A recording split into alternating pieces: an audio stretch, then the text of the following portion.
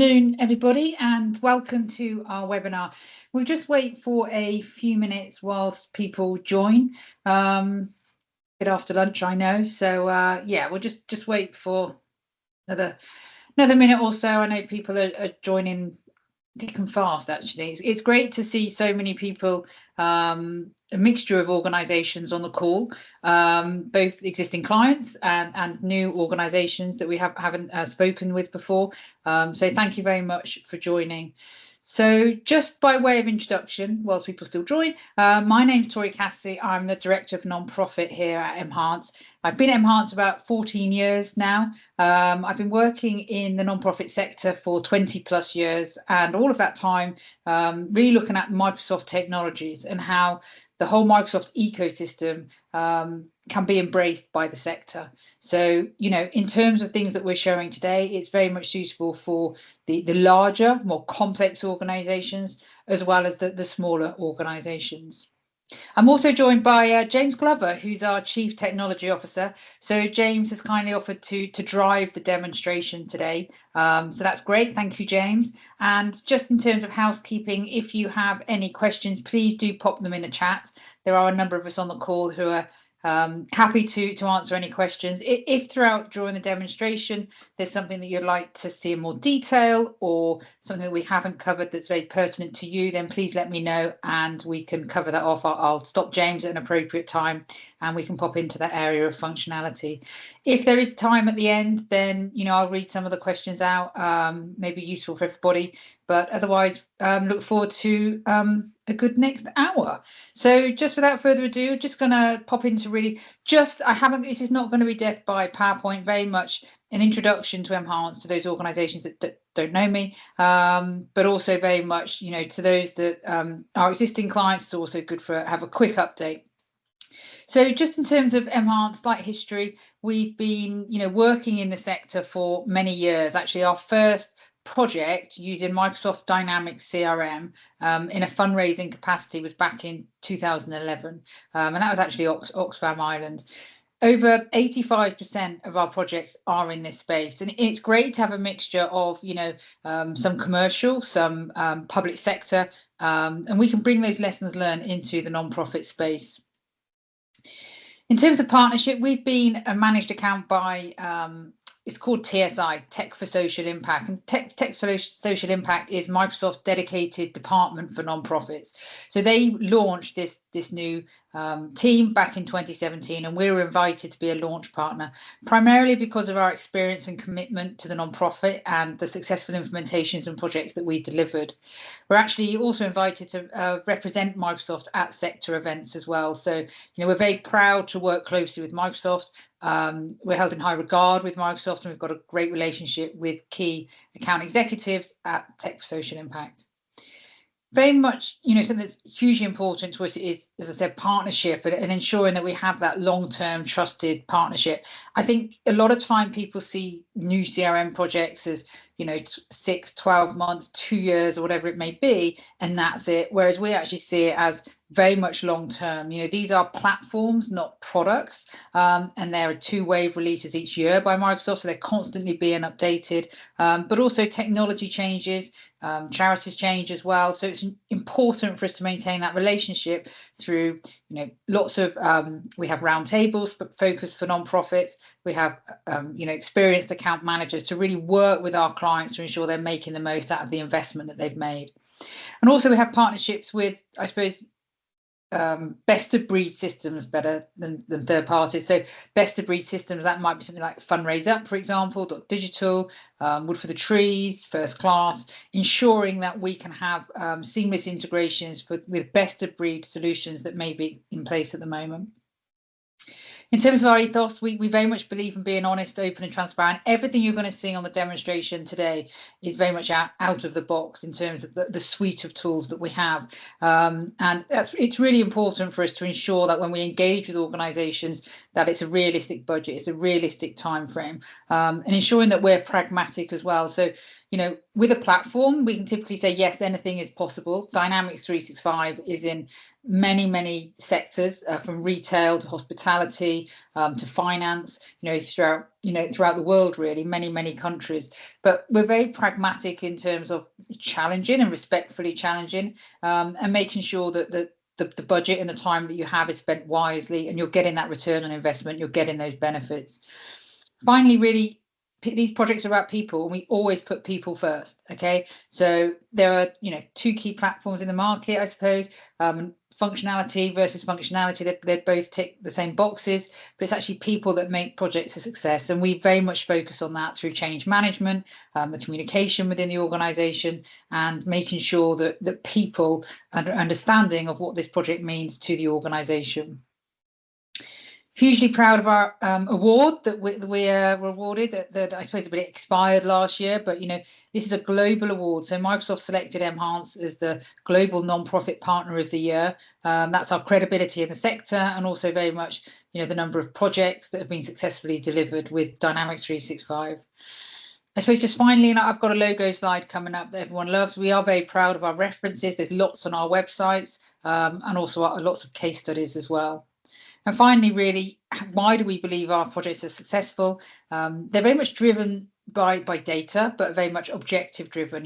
We never like to come in and replace like for like. These projects are hard work. As I said before, there's a cost and time element to it. So it's ensuring that we're making a difference. It's too easy to come in and just replace like for like and shift the same data from one system to another. But it's really about making the changes and giving those benefits. We do have a dedicated data management team. So in the past, we didn't have this. We did bits of data migration. We did lots of integrations. But actually, as technology has moved on, I suppose the ways and the tools that we can integrate systems is much better. It's much more sophisticated. So we have a dedicated data management team. So that includes a data warehouse built on Fabric. It includes data factories, Azure data factories for integrations. And these people live and breathe integrations, data migration, and data warehouses. So it's a great team, and it's growing very fast at the moment. And I suppose the final bit really is we only engage in projects that we believe can be delivered successfully. It's really important to us, our reputation, but also ensuring that expectations are set. So, we want to ensure that anybody that we engage with, we are being open and honest, so that a successful project can be delivered. And really, bottom right, as I said, these projects are hard work, but they're also fun. So we try to make them as fun as possible. This slide is really just to give you I suppose, a snapshot of some of our clients and the range of clients that we work with. So these are organizations, both, I suppose, some of them are global rollouts. So I'll pick up a few. So WWF, in terms of what we've done there. So WWF International, we rolled out a global grant management system for them. We're also implementing in the UK at the moment. WWF UK is a big membership system. So WWF is a great example of where it's working, not just in the UK, but globally as well. I suppose the other global one is Concern Worldwide. But in terms of, as I said, the flexibility and scalability, there are also some organizations that aren't as these are pretty much household names, I get that, but some that aren't as well known. Probably Greg's Foundation is one. You probably just think they're all just about selling sausage rolls, but actually, they do a lot more, and they've got a Greg's Foundation, which is providing breakfast to schools. So again, we've delivered a system there. I think the other one really is worth mentioning is Wood Green. So, Wood Green, phase one of their project was very much to implement a help and advice system using customer service. Second phase, they put in Business Central.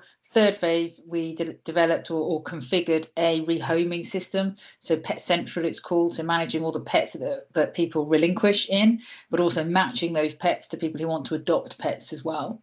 And they're currently integrating with, replacing Razor's Edge with Dynamics 365 fundraising. So a whole range of organizations. Those organizations that are probably on the lower income side of things on the call, please, do not worry. We have a solution really for all sizes of organizations. So what are we proposing? So I'm not really going to give a massive history lesson on fundraising and engagement, but I will say that, a number of years ago, Microsoft created something called fundraising and engagement. This was their framework to be used, for non-profits that had such things such as membership, it had soft credits, it had households and so forth. So taking Dynamics 365, which is a CRM solution, which is designed for widgets and washing machines, should I say, and adding a layer within it that is specific for the non-profit sector. So Microsoft, as of July the 15th last year, they deprecated that, very much moving more towards their investment towards the AI. But what they did do is that they basically gifted that solution or that code to a number of partners, and mhance was the first to receive that, one of 3 global partners. So what we have actually done is taken the best bits effectively of fundraising engagement, and we've created something called Nonprofit Core. The benefit of this is that you would be getting the benefit of Dynamics 365 functionality, the core solution. You're also getting the benefit of a solution or a framework that is pre-configured as much as possible. And that means that the time and the money that we spend on a project is spent tweaking it and configuring it specifically for your organization. So we're not building anything from scratch. So that's something that's what we're going to be talking through today, in terms of how you can leverage Dynamics 365 with what we've called our non-profit core. And I think it's just worth mentioning that there is no IP in this. There's no intellectual property, which means that, you're free to, if, for example, you wanted to move to another partner, we hope you wouldn't, then you wouldn't be tied to mhance. I think it's a really important thing to know. So if I just build this slide, so what do we have? We have the solution that's built on Azure Microsoft Cloud. So it's secure in Microsoft Cloud. You can access the solution from any device, from any supported web browser. It's a true SaaS-based solution. On top of that, you have the Microsoft Nonprofit Common Data Model. So whilst Microsoft have deprecated fundraising and engagement, or F&E, what they have retained is the Nonprofit Common Data Model. These are the common tables for nonprofits, and that is what we've extended out. In addition to that, you've got the whole Microsoft ecosystem. So, the majority of our clients, if you ask why they went with Microsoft, they said it's because it's authored by Microsoft. So that seamless integration, or how embedded it is with Teams and Outlook, Word, Excel, and SharePoint, all the tools that the majority of organizations use on a day-to-day basis. And James will touch on that throughout the demonstration. Use the right button. Right.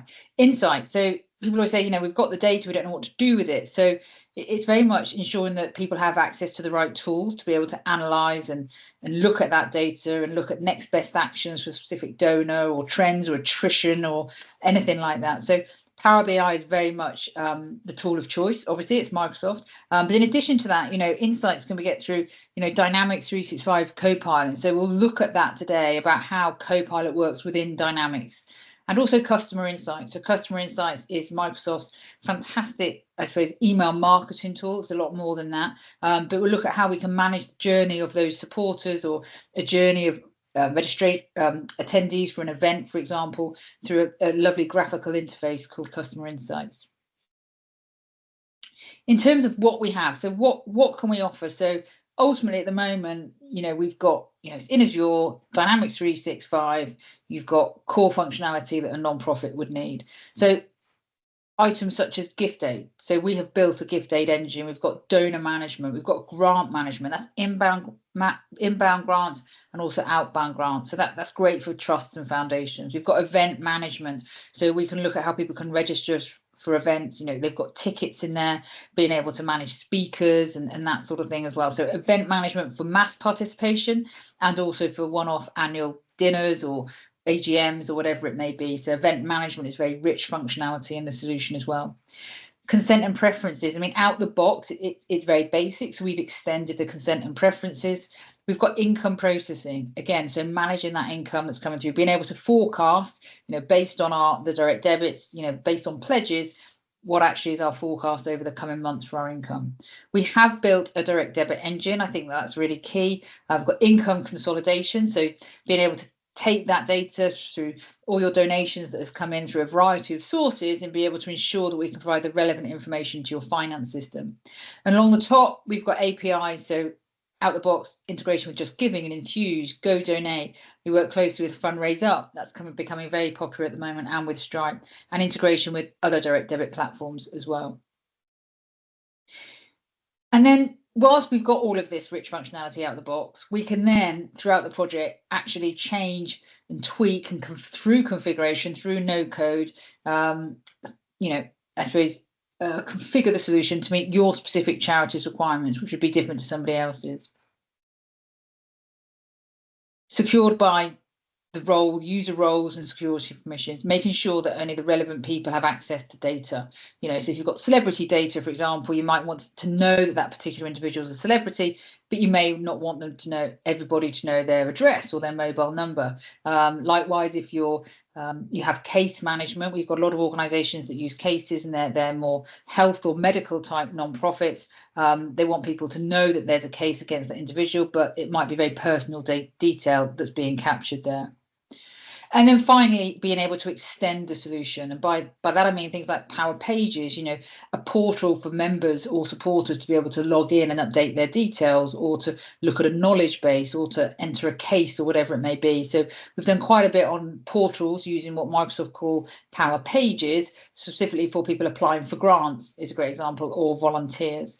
And Power Apps is something that you may have heard before, but being able to really extend the solution to, I suppose it could be a Canvas app. So if you're at an event, you may want to register people that have attended, or if you're at a show, you may want to sign up new members or anything like that. So we can really extend the solution to meet specific requirements for each organisation. So James, what I'm going to do now is hand over to you, if that's okay. And go through the demonstrations. As I said, please do ask questions in the Teams chat. So James, hopefully you're ready. I can't see you, so.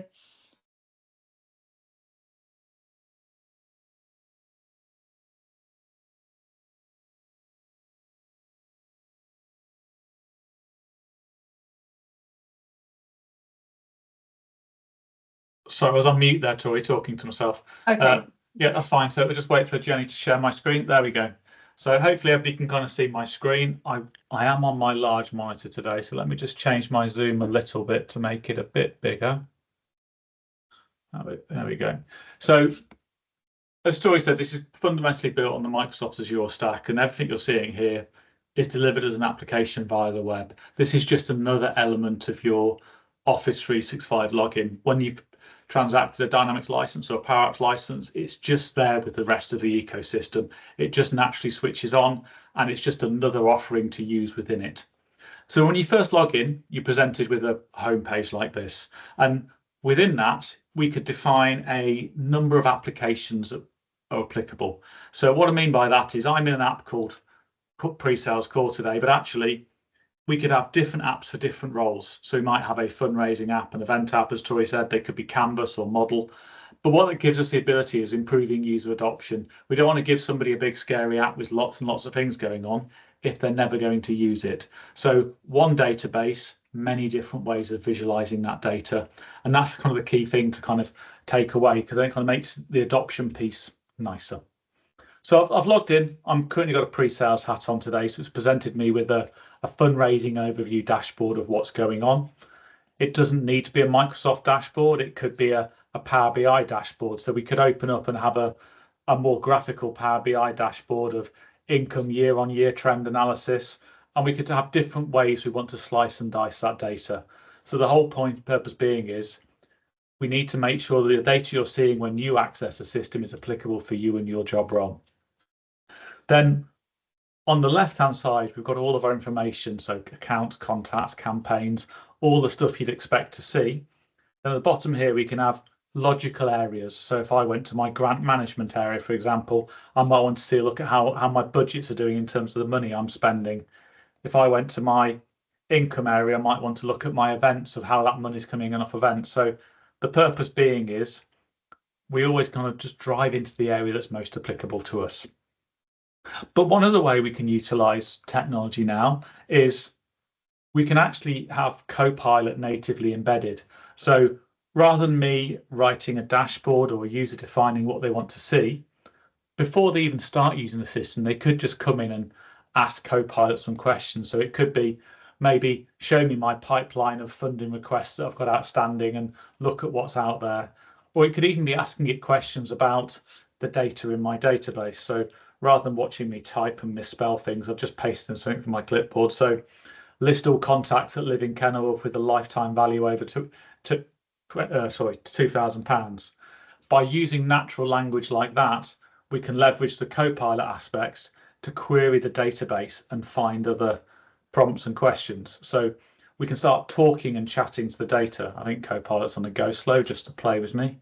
Yeah, it is at the moment. So we can kind of do that whole concept of asking it questions, waiting for responses back.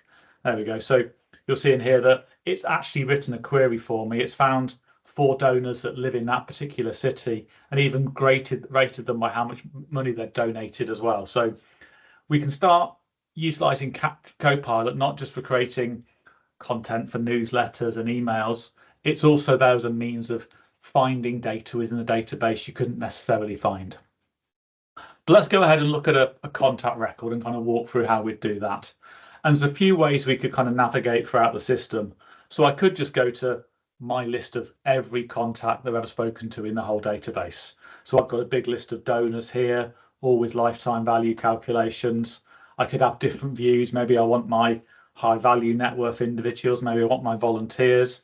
But the way we'd normally recommend navigating the database these days is just globally searching it, typing in a supporter's name, maybe their phone number, maybe their constituent ID, and letting the database trawl around and have a good look for them, because it's a way of stopping inherent duplication. People naturally have a habit of not looking that far when they're trying to find a record. So doing it this way means it's always just having a proper good search around the database to try and find it. And you'll see here, this is my main contact screen. So I've been presented with a Ethel Glover's record, and I've just got some key metrics on this first page. So the first thing it's telling me, rather than me having to go to the donations tab and the events tab and the case tab, I've just got some graphics here on the top right hand side that's actually telling me, actually, she's given over £20,000 in her lifetime. She's attended 18 events. She's bought a bit from the e-com shop and she logs a few cases. So what we're trying to get to is, rather than you having to bounce around looking for data, we're trying to present the most pertinent data to you to make your life easier. You'll also notice here that Copilot's woken up and read all of the existing phone calls, appointments, emails, tasks, letters, and kind of given me a synopsis of where we currently are with Ethel in her supporter journey. So rather than me coming cold to this record and not really knowing what's going on, I can see in here what's the last couple of interactions, who's doing what with them, because it gives me a better insight as to who Ethel is within the charity. Then let's look at the kind of information at the top of the screen here. So you can see here we've got like the details tab where you can kind of hold additional information about all their addresses and salutation, all that sort of good stuff. If I had to go to consent and preferences, we've got the classic Microsoft consent, but we've also built a dedicated consent declaration and consent tool where we could define the means of how we captured that consent and what was changed on a day-by-day basis. So we can create a complete audit history of the when, the where, and the why, which is quite important in terms of governance and GDPR status to know how it was changed and what changed it in that particular exercise. If we go on to donations, for example, I can see everything that's going on with Ethel here. She's given me quite nicely 149 donations over her lifetime, adding up to this lifetime value, but I can also then work out her highest donation, her last, her first. All of that data is being populated into the system, so you haven't got to go away looking what's going on. So transactions is where we store everything, and then over on my right hand side here, my payment methods, direct debits and schedules allows me to do full direct debit processing or hold data of what direct debit processes is happening off system within other platforms. So quite often we'll do direct debit directly in CRM, but more often than not, we're integrating things like Access Pay Suite or one of the many direct debit platforms out there, even Fundraise Up, and letting that do the direct debits on the customer's behalf. But all of those data points are there in the standard data model, down to the fact we end up with a payment schedule with a payment date when we're expecting the money. But let's kind of drill into a donation before we go too far along on here. Let's have a look at a particular record.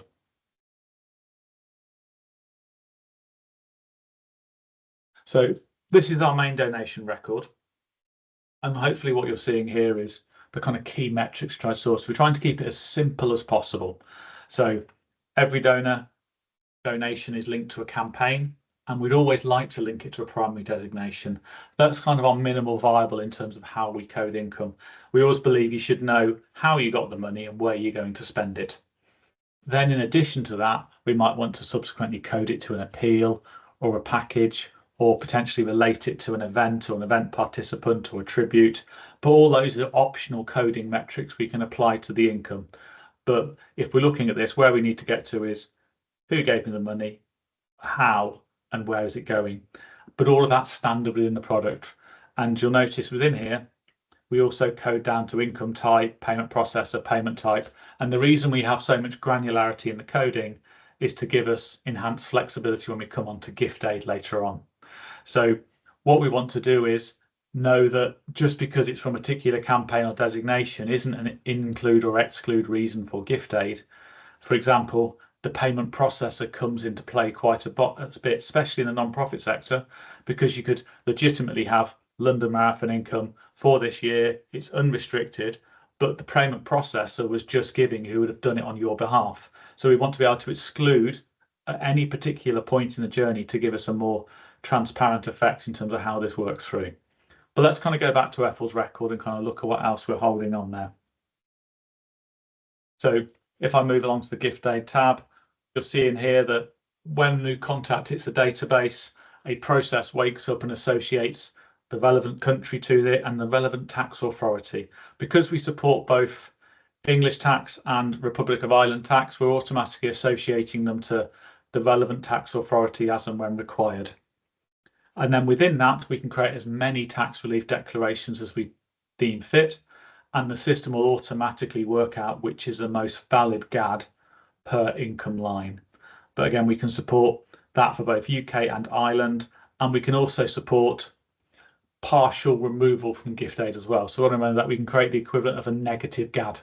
So I can say, actually, I'm not paying tax between this date and this date, and then let auto switch back on. So again, giving you that level of flexibility in how you want to do that particular processing.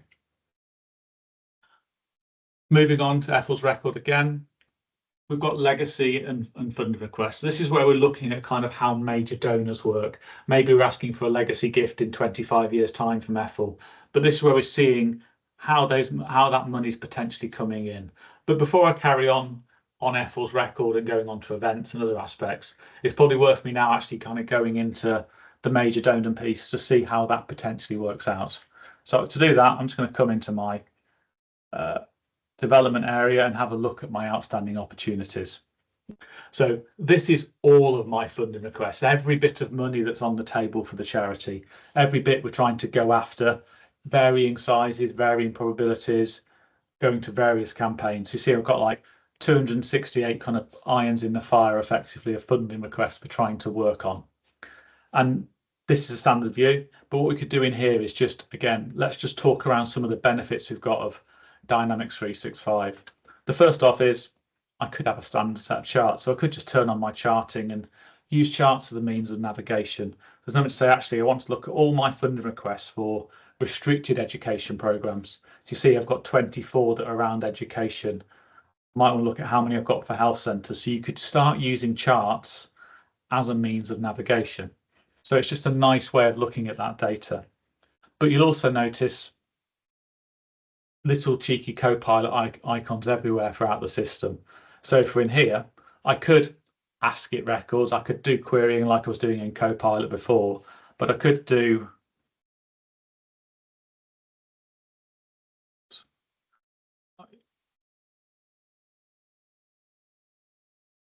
just ask it a question like show my records by opportunity type. Hopefully this creates me a nice chart. It might be a mood with me.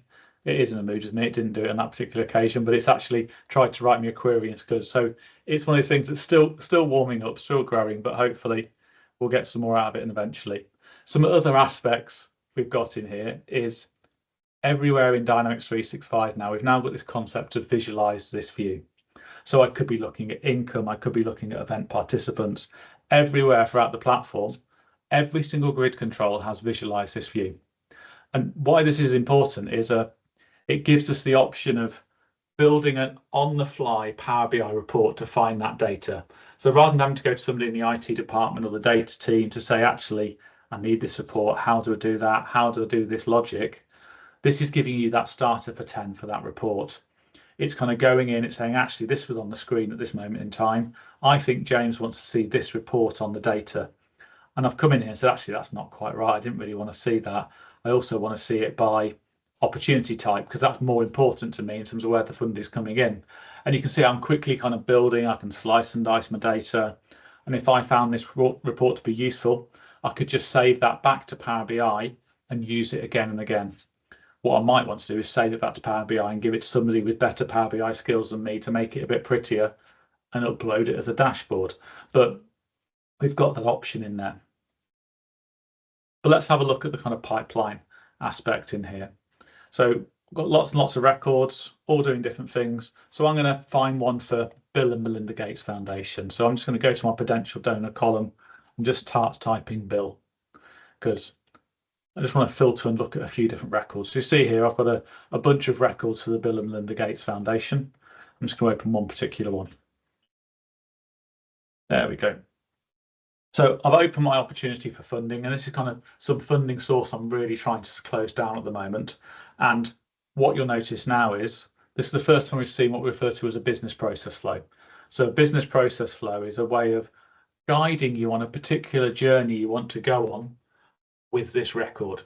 So why business process flows are really important is we can utilize them to make fields required at certain points within the journey, or make you fill in certain forms at a certain point in the journey.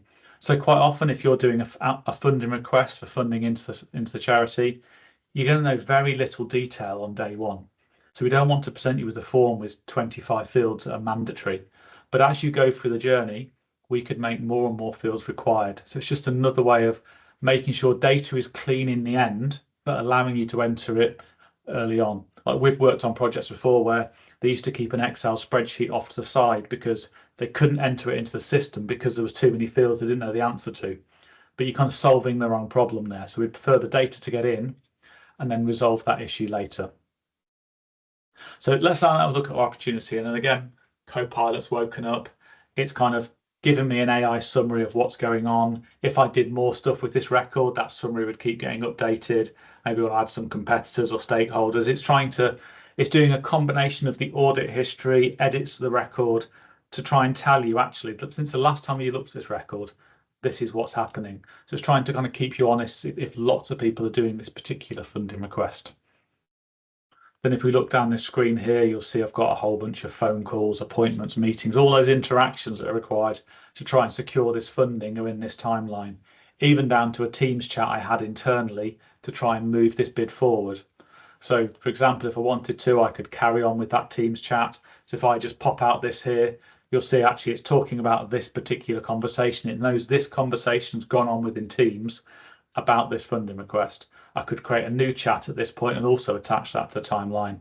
But it's giving you that visibility across many other platforms in terms of what's going on.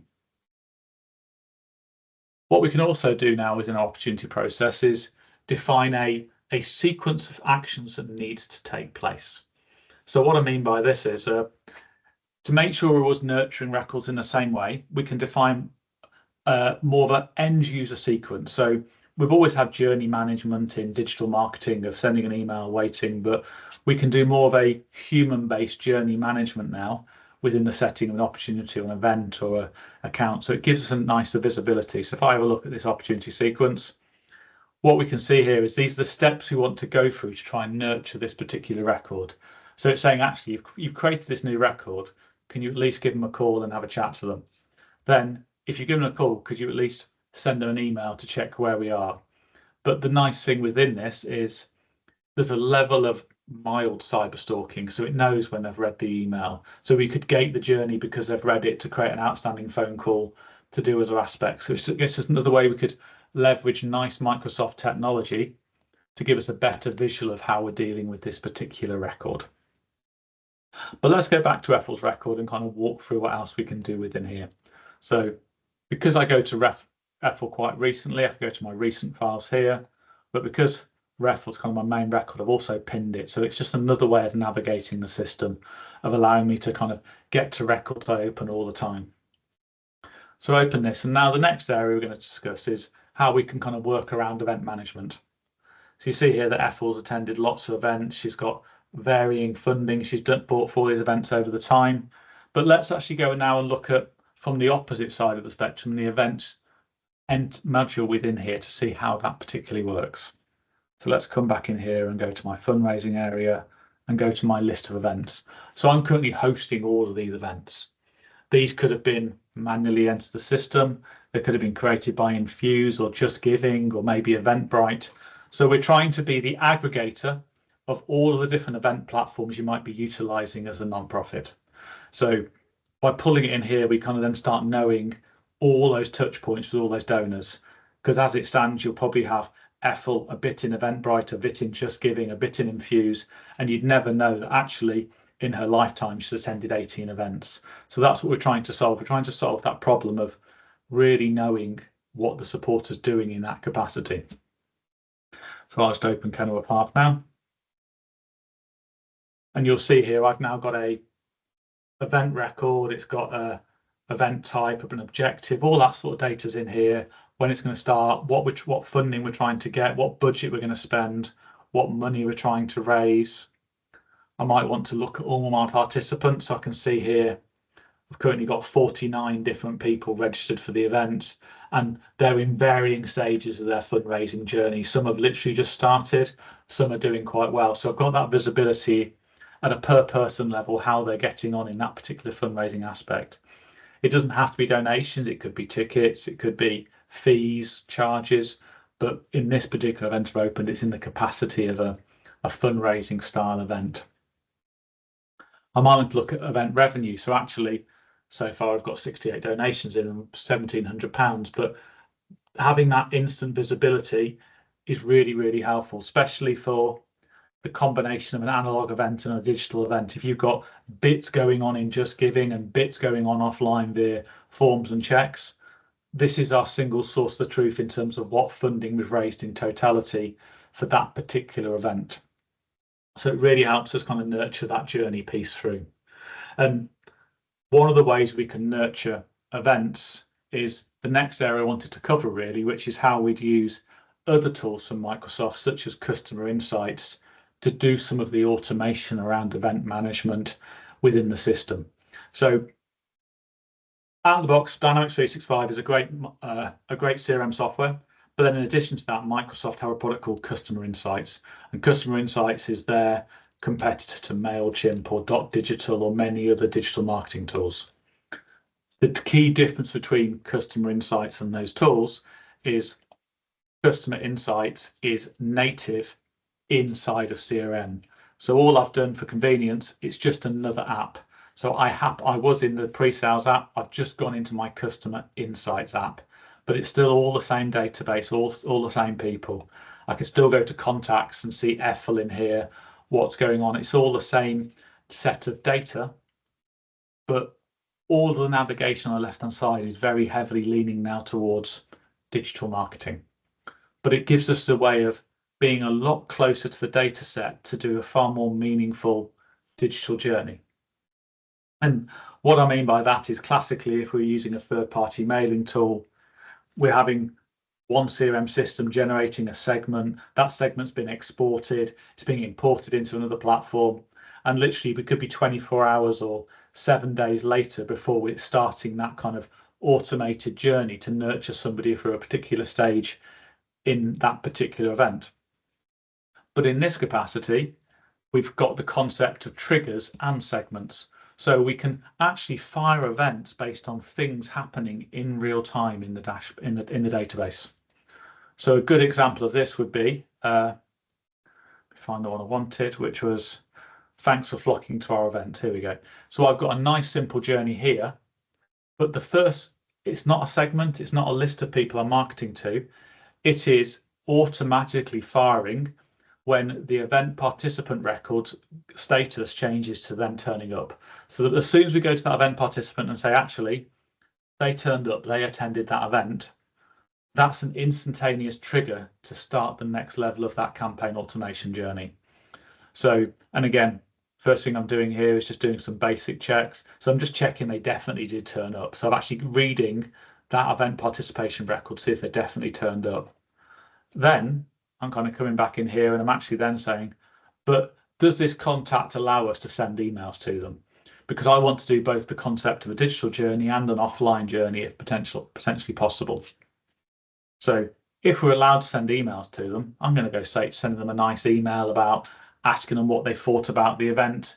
In this capacity, my email template can merge lots of fields off that event record because it's contextually that's where we're at that moment in time.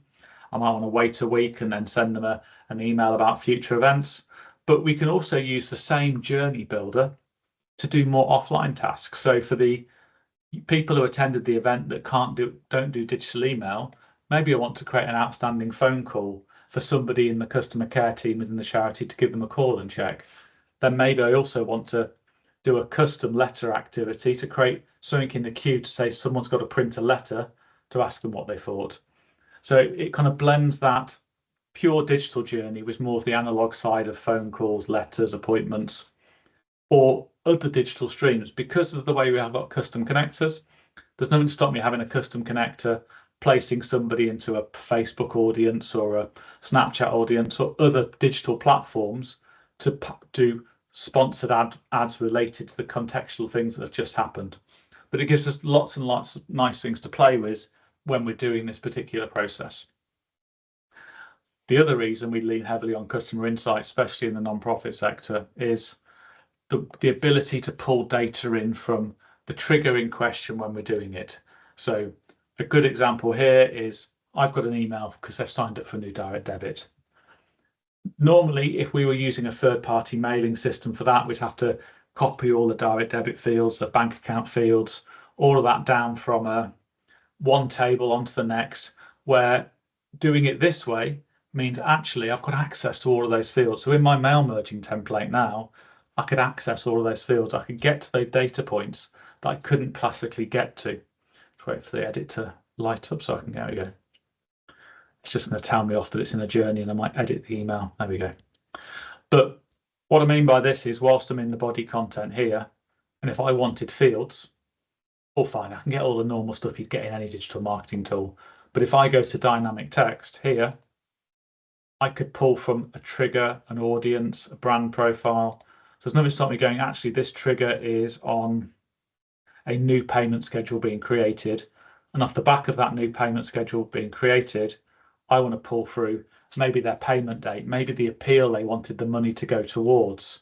So we can do far more tailored communications that's very bespoke to what they've done and they've asked for at that moment in time. And also, because of that, we could do conditionality within emails as well. We might have different imagery for different age demographics or different genders, so or different levels of membership. We could change the wording, change the context. So again, just lots of different ways we could utilize CRM and utilize a digital marketing tool that's natively embedded. Within this, we've also got web forms and all those sort of aspects as well. But occasionally we could run out of the limits of what we could build in a segment in CRM. Maybe the data set's too complicated.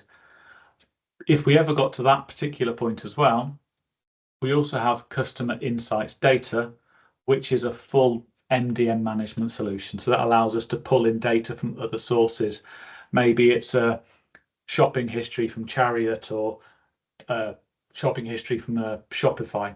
All those data sets could be amalgamated together to do much more comprehensive segmentation within the platform. But let's kind of go back into CRM and look at some other aspects we've got within here. How are we doing on questions in the chat? Are we doing okay at the moment? Yes, no, I mean, I'll just read out Phil's question. I have answered it, hopefully right. Can Dynamics group contacts together based on if they're part of a team and or record if they attended a webinar on or Teams meeting? And I've just reread that, Phil, and I actually feel like I have written it wrong. So yeah, basically groups people together and put them on a Teams chat or call and be able to record that they attended that webinar or Teams meeting. Yeah, and Phil, just for context, your meeting you're currently on is a Teams live meeting generated from customer insights on our own internal system. So that your attendee record will be going into our CRM system at the end of this call. All right, so we've looked at events, we've looked at the fact the money's coming in, it's kind of grouping it all together. But what I want to look at some of the other aspects that's in the core data model now. So we've talked around the money inside, we've talked around kind of major donors, trusts and foundations, events, standard income, but that's just the front of house of the charity. What's also in our mhance non-profit core is kind of how the money gets spent as well. And that's the kind of key thing. There's no point in having a system that's great at getting the money and then we don't know what we're doing with it. So in addition to all of this, we also have full program delivery and kind of outbound grant management within here as well. So it is a framework.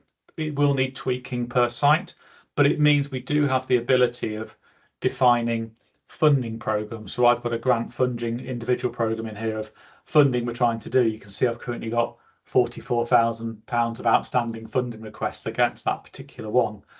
So if I go into this particular grant funding request here, this is my annual funding pot. And if I wanted to, I could have a look at everybody that's currently asked for funding, what they've asked for. It's a nice way of starting the process. It is not a dedicated grant management tool with its own portal. We can build portals using Power Pages, as Tori talked about that technology earlier on, but it shows how we can really closely link the money in and the money out aspects of the charity. And quite often the way we link those two records together is what we also get natively within the system is full case management or customer management effectively. So often case management in the project could simply be subject information requests or kind of complaints about a payment going out on the wrong day, or it could be as complicated as a full-blown service desk where you're offering help and advice. You're going through with your end users and you're trying to kind of help and support them in their journey with the particular issue they're facing. So that being in a singular database with security, making sure you can only see the right data in the right context, gives us a lot more flexibility as both a caseworker and a fundraiser. So what I mean by that is by having it all in one bucket effectively, we could take people out of marketing if they're currently in a supporter care journey, or we could post-process them because they have been a person supporter care, asking them to attend events. By having all those data points in a singular place gives us that option as a flexibility. So to do that, the last thing I want to show you is case management. So I'm just going to come in here and go to my case management area. So these are all my cases. These could have come in via the web, email, phone call, letter, anything we want. If they came in via the web, we've got portals like this. So this is what I'm showing you here is a Power Pages portal. And you'll see here I've got some knowledge base articles, customer self-service, allowing them to create their own cases in the portal. But we're short of time today, so I'm not going to dip too much into portals at the same time and look at some basic kind of case management and how this would particularly work.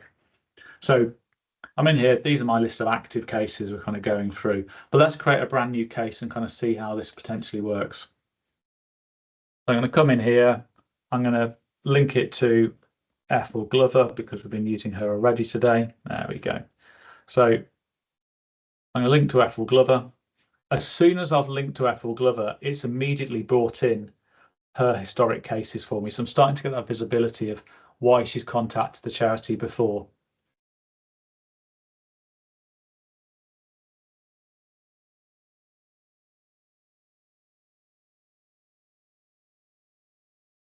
So come in here, save a case. I'm just going to go and start this process now. I'm just going to hit save. This is going to go away in the system, check a few things, maybe associate a service level agreement to it. There we go. So let me just find a nicer case form that's got a bit, there we go. So it would have associated a service level agreement. It will start building out a timeline. Ironically, I've got a customer insights journey that's about to wake up, email Ethel asking if she's okay, checking, telling her what our standard case support policies are. Again, because I could trigger on that case being created. At this point, I might want to create some emails, some phone calls, some appointments, all that sort of stuff you'd expect to do normally to try and resolve that case.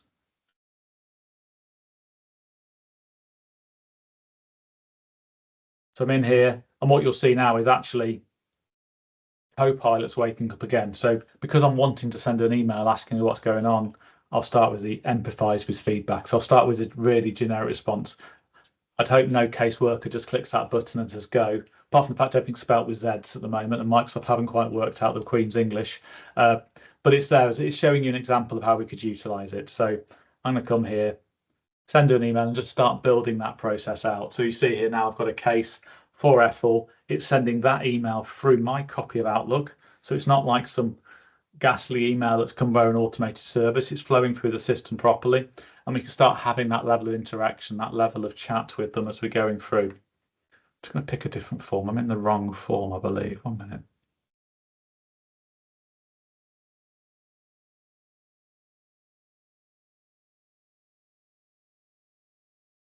That's more like it. I thought I was in the wrong form.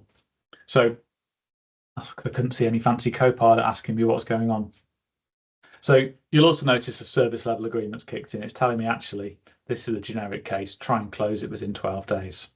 But within here, some of the things that are really quite nice.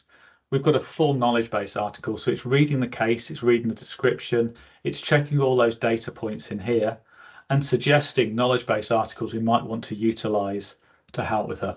So admittedly, it's a bit vague, so I didn't really put much proper information in there, but okay, improve healthy eating. So I'm going to go with that one. And what I could do at this point is I could just link it to the case. I could click a button to say, actually, yeah, this is the one. This is really, really important. And at that point, I might want to say just email content. So you see here, I've logged a case and I'm already going back now. This could be signposting to other services. It could be saying, actually, we can't help, but have you thought about speaking to this particular organisation? We can start building out that journey of what's going on. We're now getting a proper timeline. We're getting all those sort of aspects. And then when we resolve that particular case, we can then lean on the last tool I was going to discuss today, which is customer voice. So natively within here, we've also got a full contextual surveying tool that's going to send them a survey in context of that particular record and track those activities in the timeline. Again, just other ways we can utilize the core platform to kind of make a really nice rounded experience. So hopefully I've done like a really whistle-top tour now of how the charity could potentially get the money in, how we could manage events in the middle and kind of interact over marketing and other aspects, through to grant management and case management. So I think I've tried to tick off all the kind of areas that we do out of the box, Tori. So have we got many other questions in the chat? If not, I'll open it to kind of people to put Q&A in the chat, if that's okay. Yeah, I think that's great. I had a question on the Q&A bit just to me about the gift aid and our gift aid solution. Okay. So it might just be because obviously, it might be worth just covering that if you can. Yes. So let me just go back in. This is probably more talking because it's a bit dull watching, if I'm honest, because it's an automated process. So just for clarification, all income enters the system. Let's find some transactions. There we go. So income enters the system. All income is then, see if I've got it set up in here, Tori. I don't think I've got the gift aid one turned on in this particular pre-sales environment. So income enters the system. At that particular point, an overnight process looks at that particular income record and decides its eligibility criteria. That eligibility criteria flags that income as gift aid eligible or not. And the reason we're doing that is we want to be able to do future cash projections of how much money we're going to get in even before we've done a claim. So by processing income on a nightly basis, we've now got that future potential income stream. We can define that, we can report against that.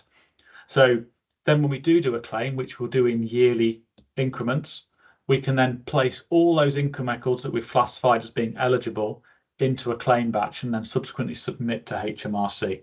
So the only bit that's got any real code in it is the final submit to HMRC. Everything else, actually, we're leveraging Microsoft Azure and Azure Data Factories. So we want to use standard Microsoft tooling because What we don't like doing is supplying you with a black box that nobody can work out how it works. By using the tooling we're building, whether it's direct debit, gift aid, or income roll-ups, we all do it in tooling where you can see how it's working, why it's working, and what the outcome was.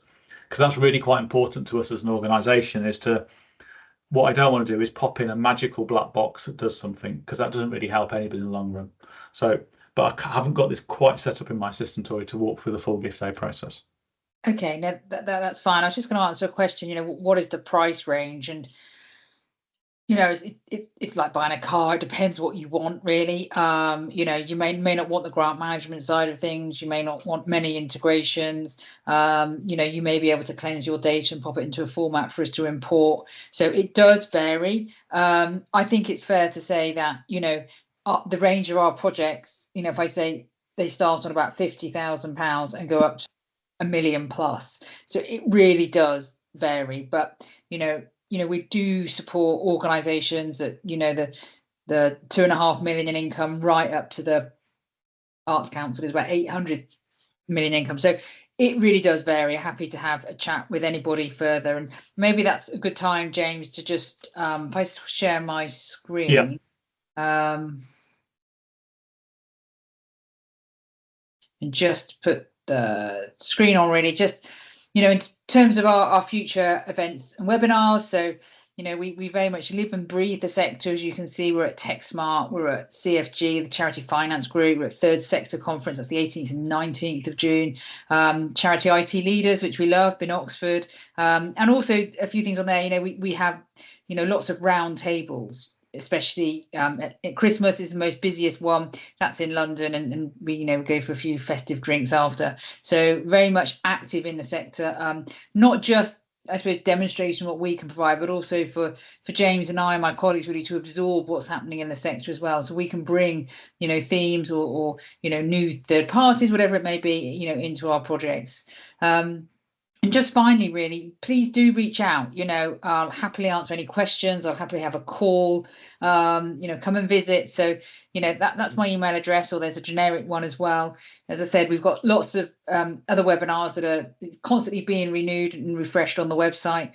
So please do visit that. Along with that, there's lots of case studies, white papers as well. So, yes, please do reach out, and thank you very much for attending. It's gone really quick. So thank you, James. Thank you, everybody, and we'll hopefully see you soon. Thank you.